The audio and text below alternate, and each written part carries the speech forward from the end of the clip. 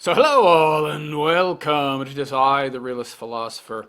And in this video, I wanted to talk about this video that's been trending. And I've only actually seen the first 20 seconds, but it was enough to interest me, especially with the car life that I'm going to be entering into. For those of you not familiar with my content, I'm going to be living in my car come Wednesday because I had a traumatic injury that essentially bankrupted me, and I recently changed jobs, and my prior life insurance was attached to my last job. I forgot to renew it, and so I went from being pretty well off to bankrupt. So if you'd like to help me out, you'll find my GoFundMe and Cash App and Patreon down in the description. Patreon's going to get you value for value because I produce my best content on Patreon for Patreon members only. Also, if you're familiar with my content, I used to be known as the MGTOW philosopher years ago before I was banned from YouTube. Please consider contributing to my GoFundMe. In addition to getting sepsis, I also had a heart attack, so I'm not in the best of shape right now. I won't be able to work for quite a while, so if you can make a donation, I'd greatly appreciate it. And that kind of interested me in this because this guy is also now out of work except by choice.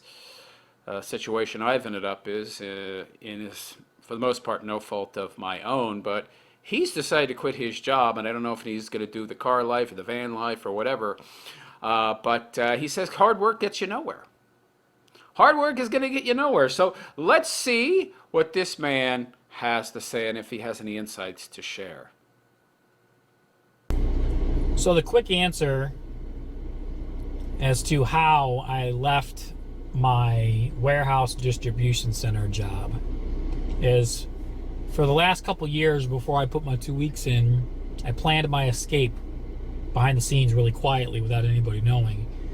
I got my home right, my finances right, got all my debt paid off, stacked a lot of money, and had something on the side prepared before I put my 2 weeks in.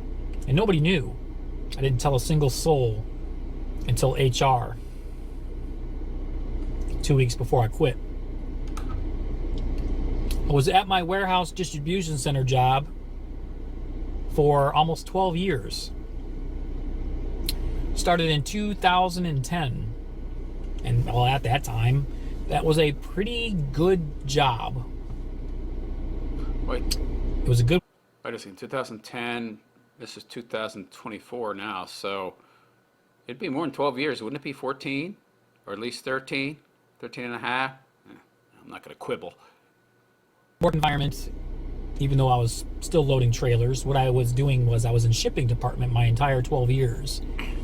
Loading trailers full of product to be sent out to stores.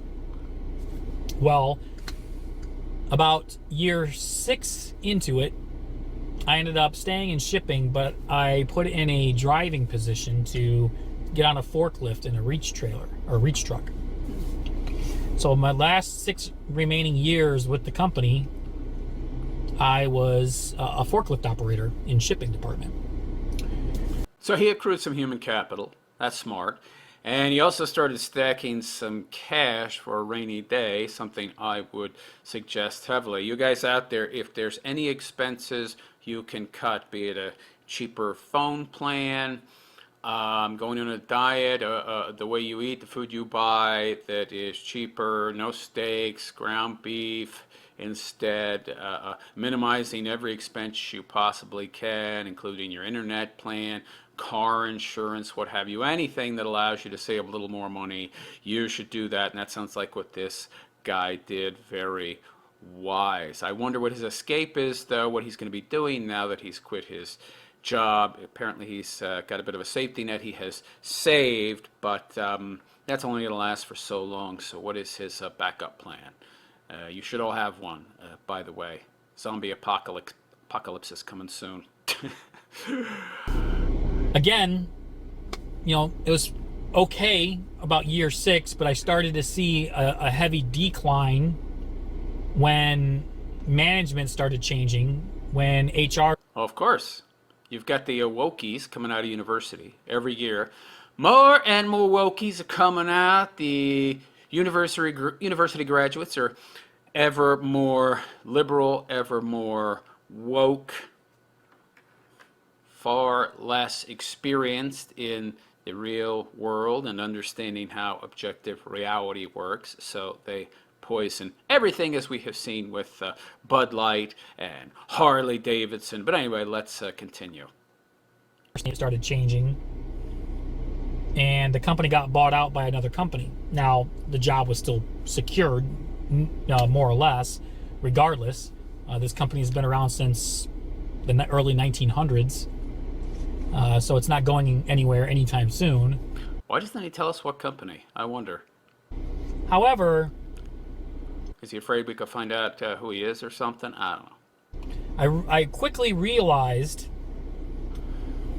that the new management didn't give a shit about the team members and didn't give a shit about, anything about kissing ass to corporate, which, I mean, should be relatively common sense about any job, right? But it's kind of, not easy to wrap your head around when this job you've had for so long was a good job. Big company, so probably owned by BlackRock. So the main goal is to push diversity, equity, and inclusion, not to necessarily offer good services, quality customer service, quality work. Right? It was a good job. It's not like I was going into a shitty job to begin with, where it was a toxic work environment. For half my time there, it was a good job. And then slowly but surely, management crept in and started allowing really bad team members to get away with a bunch of shit. Well, of course, they got the right ideology, the right political views. Now, I'm all for hard work. I'm all for downtime as well. When you get your job done and you got a little bit of downtime, I'm cool with that. I used to do the same thing. But the job always had to get done. And the unfortunate thing about it is that the new management that crept into this warehouse, into this distribution center, was so toxic that they would allow the lazy people to sit around on pallets, go for half-hour bathroom breaks, take longer regular breaks, just disappear off the floor, go talk to random girls, and a lot of the management would, flirt with the team members. Jeez. They formed their own little clique. Of course. Oh, you have no experience, but you think diversity, equity, inclusion is a good thing? You believe in affirmative action and feminism? You're hired. Yeah. And I saw that coming a mile away, and I didn't like it. In fact, they wanted me, among a couple other hard-working individuals in the department, to take on the bulk of the work. Of course. I mean, in any communist system, you have to have some people that produce things, right? So that the other lazy people, the lazy people, the communists, the people that are true believers and don't want to earn their keep, can sit around and do nothing and bitch and moan and complain about how unfair the world is, as they have and build no merit in it. And for a while there, I was stupid. And I did. And I found real quick that I'm doing more work for the same amount of pay. I'm doing their work while they're slacking off and doing nothing, while I'm getting paid the same amount of pay. Isn't that the communist utopian dream? The lazy, layabout, unproductive people get paid the same amount as the productive people. Equality, baby! Yeah. No promotion, no extra money, no this or that. The company started slowly going downhill. No incentives to come into work. No incentives for a lot of things. And that's because the main goal is to push diversity and equity and inclusion and communism. And meanwhile, companies that own the majority of the shares, like BlackRock, well, they don't need to worry, because they're getting their money from you, the taxpayer, the form of the government, giving your money, your pension payments to BlackRock to grow. And in turn, BlackRock can then buy shares in companies like this and wokeify them. And I'm probably preaching to the choir with probably 99% of jobs out there. And hold on, I'm not just bitching, okay? I'm going somewhere with this. About how I got out of it and why I think you should too. The company, the management got so bad from top down that my wife actually worked there too for almost 20 years. She got me in. She worked there for 20 years. This is how they work, by the way. The pinko commies, they get all their wonderful, nice education, which is highly overvalued, and then they get themselves inserted into these middle management on the ground roles, and that way they can trickle down this communist utopian ideology, Marxism, to everybody below them. And then of course they can also through HR hire people that are just like them. Same thing happened with Feminism, which is just gender Marxism. I was there for 12. She was there for 20.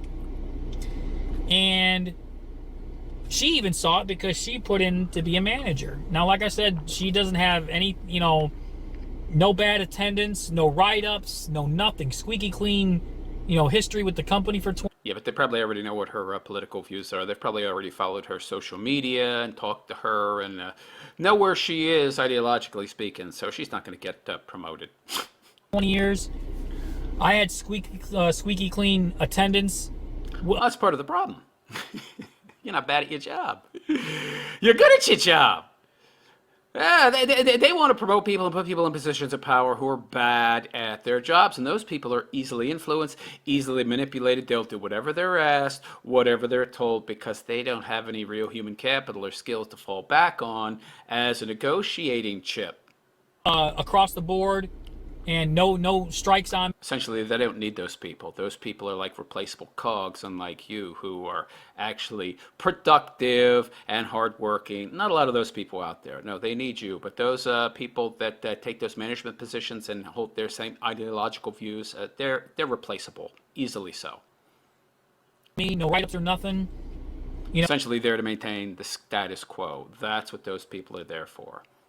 They can't think for themselves. People like you and your wife, you can think for yourself, and you have critical thinking and logic. So, yeah, can't have you in a management position, or your wife. I was a hard worker, I thought, and she was a hard worker. We got stuff done. And, and it's just unfortunate that the management, even though my wife wanted to become a manager at one point, they were promoting the wrong people. No. They were promoting the right people. You thought they were wrong because your goal, you see, is to actually get more done.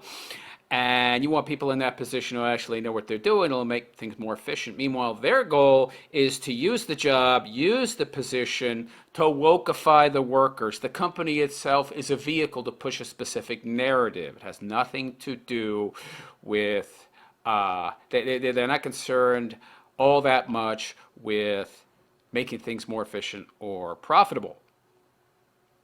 It was the women that was going around sleeping around with the other managers and that were wearing hoochie shit were getting promoted. Of course! They'll do what they're told. They can't think for themselves. They're collectivists. They're natural commies. They're feministas. Of course. And my wife obviously ain't like that. Yeah. Maybe she should have been. And so she put in for manager 3 fucking times. 3 fucking times she put in for manager. You see, that's the problem. You should have been lazier. You should have been a layabout. You should have changed your political views and... been a loser and just, went with the flow and cared more about anything other than your job, then you might have got promoted. And they denied her every fucking time. Meanwhile, they're promoting women that are sleeping around, women that are flirting with other managers. You got to reward these broads for being good, ideological shills for the past 50, 60 years. They got to get a reward for, a skew in family and marriage and actual meaning in their lives. Wearing hoochie shit, running equipment off the dock and doing all these, just tons of shit that they don't even know what the fuck they're doing. That's great. But somebody who dedicated 20 fucking years to your company with a squeaky clean record, who's been in all the other departments, every other fucking department. She knew the work of every other fucking department. You turned her down 3 fucking times. And you hire the hookers of the company. Of or you course. promote the hookers of the company. Well, that's the correct wording. They're bought and paid for. These are people who can be bought and paid for, and they don't care about anything beyond their ideology and using the job to push it. What a slap in the fucking face, man. Oh, but readers, that's not profitable. It's profitable in the future. See, they're eschewing short-term gain for long-term profit, okay? They being the powers that be, like BlackRock, who owns $10 trillion in assets. And they're not the only ones, by the way. What a slap in the fucking face. Wait, smoking a pipe? Okay. Not only that, but it was just, you know, I got tired of being used. I got so tired of being used for what? For no incentive whatsoever other than to work more harder, catch other people's red lights. It was like red light fucking district dumping that motherfucker. For some of y'all who don't know what red light means, is that the conveyor belts have so much product on them that it's getting backed up. That I ended up having to go up to these red lights because other lazy motherfuckers weren't doing their job, and it's like the lane exploded and fucking boxes are falling off the fucking line and shit. And I'm trying to go in there and fix their shit. Sounds like a communist utopia. Taking on the responsibility of the managers and some of their work to get their workload to, you know, some of their workload off their back, so their managers and their IOs aren't jumping down their back. In the meantime, half those motherfuckers are standing at their computer, ain't doing shit. Yeah, you see, you're there to keep things going at a bare minimum, all right? The company will make just enough to stay in existence, and then the management is there to push the ideology, to push diversity, to push equity, to push inclusion. The company itself doesn't exist to make profit now beyond what's necessary to keep it open and justify it to so-called shareholders. No. It's just there to make a bare minimum of profit, but the real reason it exists is to push the message. Ain't doing shit. And to empower and reward people who go along with the status quo, who embrace the message, okay? To reward the weak-minded sheeple who are willing to sell themselves out and their country out and get a little bit of cheddar for it. See, they're incentivizing lack of merit. That's kind of the whole point, right? Because you want people who are totally, completely, 100% dependent on the government, dependent on the system, who can't think for themselves. Those are the people that they're going to hire. Those are the people that they're going to empower and enfranchise and reward, because they want more of those people. They want those people to be the majority of the workforce. They're very easily controlled. Walking around, not helping. Flirting around with other team members, sitting in their fucking office, making themselves look busy. And like I said, it's not like tiered. I mean, the next level up would have been, because you got team members, and that's it. Team members, managers, and above them were IOs, inbound, outbound, management, and then maintenance. And then obviously you got corporate and shit like that. Yeah, like I said, middle managers. But if you're just a bottom of the barrel team member, y'all get paid the fucking same. It don't matter if you've been there, 2 years or 20 years. Y'all's getting paid the same. Of course. That's the whole goal, right? Communist utopia. Communist utopia, baby! All reduces to the lowest common denominator. No matter how much merit you have, doesn't matter how hard you work, everybody's gonna get paid the same. And that way they weed out the people that have merit. They weed out the complainers. They weed out the people that believe in a meritocracy. And then all you have left are sheeple lemmings that sell their mother for a nickel. And I dedicated 12 fucking years to this company, man. 12 fucking years. My wife put in 20 fucking years. For what? For fucking what? These companies don't give a shit. You could die tomorrow and they'll have a moment of silence over their PA, if you're lucky, if you were on their side, on their good side, No matter how long you were there, you'll get maybe a minute of fucking silence, and then they replace you the same day. Sure, they want interchangeable widgets.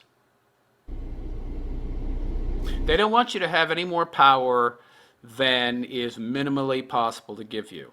That simple.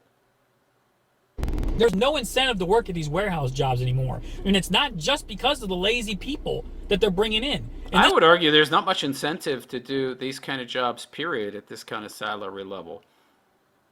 this is true. I've seen it across the board at this job, at this warehouse for 12 years. And my wife's seen it for 20 years.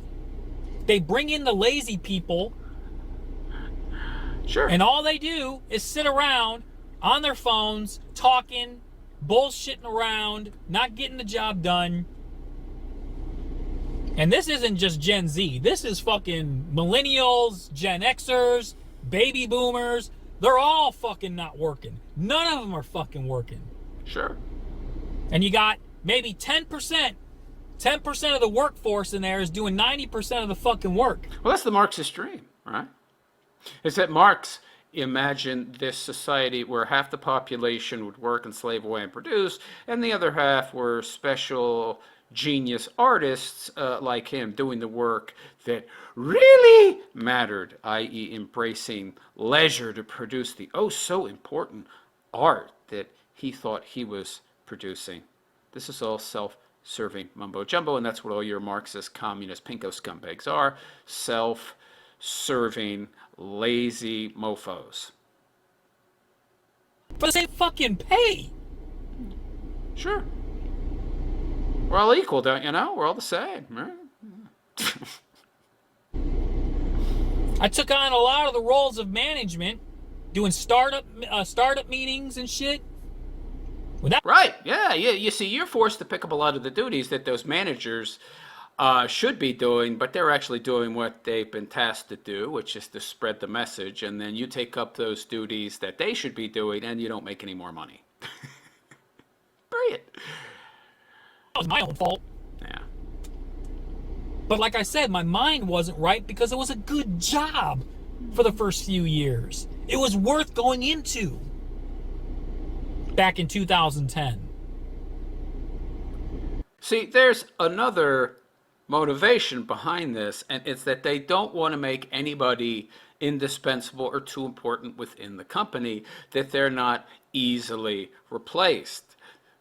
They know people like this guy will pick up most of the slack. They put people who are essentially there to do nothing more than promote a certain ideological message, and to promote people who adhere to that message and have the right views, and to hire people who also share those views, reward the useful idiots out there who are doing their job, which is to be useful idiots, and to essentially try to reduce everybody down to the lowest common denominator while still getting the work done and still making some profit. And in that way, they're looking at the future. They're looking at the long-term gains, the long-term benefits, where everybody's reduced to the lowest common denominator and they have to pay the bare minimum, collectively speaking, and the entire labor market is that way, and there's very few corporations, if any, out there. All the small businesses have been destroyed, and there's just a few large corporations, and in this way, they can minimize their labor costs and maximize their profits to the umpteenth degree. So you might be thinking, oh, well, these companies, they're losing money, they're being less profitable in the short term, but in the long term, no, they're going to make a freaking bundle. And then shit just changed with management, and it starts at the top. People want to say, management want to say, well, if we could only get good workers in, that's like 50% of the freaking problem, man. Half the problem, if not more the problem, is them, the management. Yeah. They're the reason why people don't want to work for them. Well, people who want to be paid commensurate with the amount of work and the amount of effort and the amount of merit that they bring to the table, yeah. But that's not why they're there. They're there to make sure that whoever comes in now has the right views, is the right skin color, believes in their ideology, walks the same path that they do. Anyway, on that note, I'm going to end it here, and later I'm going to cover the second part of this video. By the way, if you'd like to support my work, please follow me on Patreon. You'll find the link down in the description, where you're going to get value for value. My best work is done on Patreon, and only people who subscribe to and follow me on Patreon get access to that work, where I discuss some of my more deep philosophical insights. We're going to learn the most, so please sign up to be a patron on Patreon. Also, I had an accident recently. I nearly died, had a heart attack, went into septic shock. If you could please consider donating to my GoFundMe, I would really appreciate it. You'll find a link down in the description for that as well. You can also send me direct donations via Cash App. You'll find that link also. And if you do donate, you can feel free to email me with any ideas for future videos. You'll find my email in the description as well. And on that note, I'm out of here. Until next time, I am the Realist Philosopher, and I wish you all a good and pleasant day. Take care.